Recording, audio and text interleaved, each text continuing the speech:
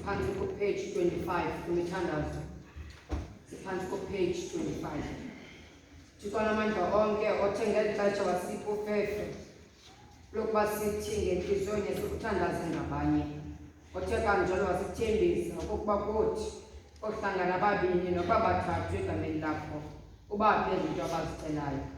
Yenze kaloku Nkosi njengokunxele nokuthandaza kwethu thina zicaka zakho.